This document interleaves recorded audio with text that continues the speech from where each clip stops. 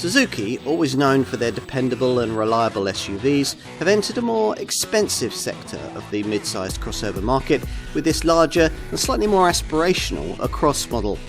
If it looks more than a little familiar to you, then that's because it's almost entirely based on a Toyota RAV4, the plug-in version to be specific. But can the Across make its own distinct mark? It's certainly one of the market's most efficient PHEVs. This Across model is based on the plug-in hybrid RAV4 rather than the more usual self-charging hybrid version. Both types of powertrain use a 4-cylinder, 2.5 litre petrol engine mated to an eCVT belt-driven auto gearbox. But with the plug-in setup, the output of both the combustion unit and the front electric motor it's mated to are both boosted to around 180 bhp. That's to compensate for the extra weight of the necessarily much larger 18.1 kilowatt-hour battery this PHEV model needs for its impressively long and achievable 46-mile all-electric driving range. All-wheel drive is mandatory with this borrowed powertrain, so there's a second electric motor driving the rear axle and producing a further 54 bhp.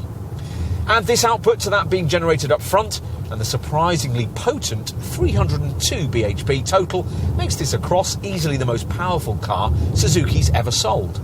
You'll need to select the Sport setting from the 3-mode driving dial down here by the gear stick to really get a feel for that. Your other drive options are Eco and Normal. The alternative HV mode is more realistic for normal driving, as it runs this Suzuki as a regular full hybrid, the software seamlessly blending in either petrol or electric power sources as required.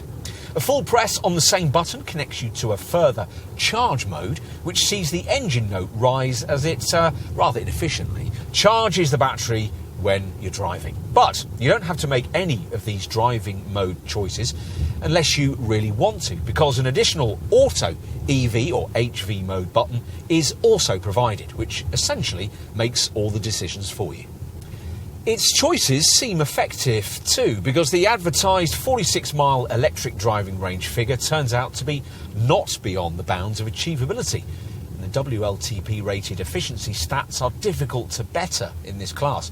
282.4 mpg on the combined cycle and 22 grams per kilometre of CO2, which means a super low 6% benefit-in-kind taxation rating.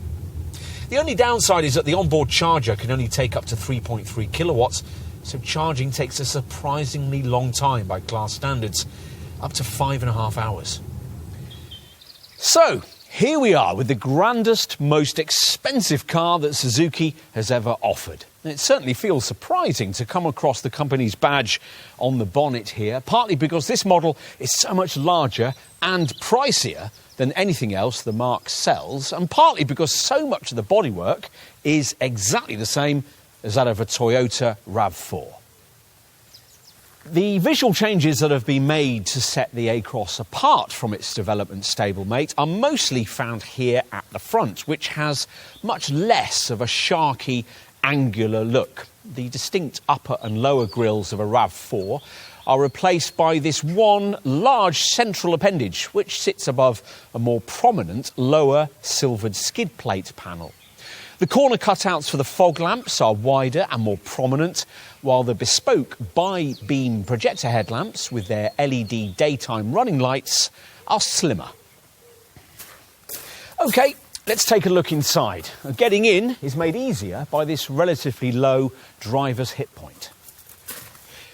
At the wheel, it's as smartly finished as the asking price would lead you to expect, but basically unchanged over a RAV4. The only difference is the badge on the steering wheel, through which you view a combination of digital and analogue design. The binnacles provided 7-inch central display isn't large enough to show anything other than a speedometer, but it does have a useful centre section that can show various drive readouts.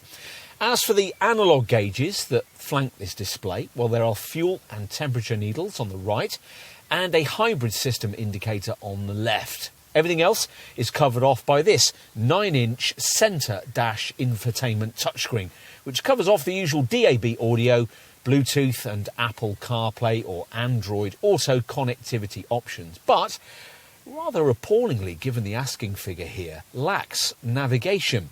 We do, though, like the neat energy monitor, which shows you at any given time what's being charged or powered by what. You also get comfortable seats, good all-round visibility, and plenty of cabin storage. Right, let's take a look at the rear.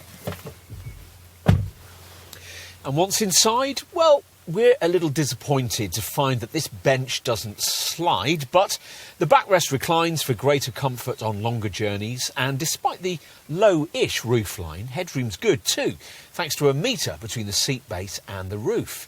And that's thanks to Suzuki's relatively lengthy 2,690mm of wheelbase length. There's also plenty of room for legs and knees. It measures at 720mm, with the driver's seat set typically to give the person up front a metre of legroom.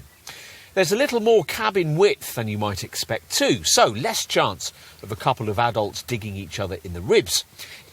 Now, you'll be standing clutching your packages for rather a long time as the electrically operated hatch completes its arthritic perambulation upwards to eventually reveal a 490-litre capacity, which is actually very good by mid-sized PHEV crossover class standards. And when the rear seat is folded, well, there's no fold-flat front passenger seat option to allow for the carriage of really long items, so you'll need to be satisfied with a very unremarkable 1,168 litres of total capacity up to the level of the tonneau cover. The area provided here isn't quite flat, but the designers claim that this car can accommodate a 29-inch mountain bike without any wheels having to be removed. In summary, the Across is quick, well-built and easy to live with. Plus, it goes further on its battery than nearly all its class rivals. All attributes that might endear you to this car and make you feel able to justify its price tag. We just wish Suzuki's rather individual approach to style and engineering also lay among these attributes. As it is, just about everything that's good about this car is really down to Toyota. Does that matter? Well, if you decide you'd like an Across, then you probably won't think so.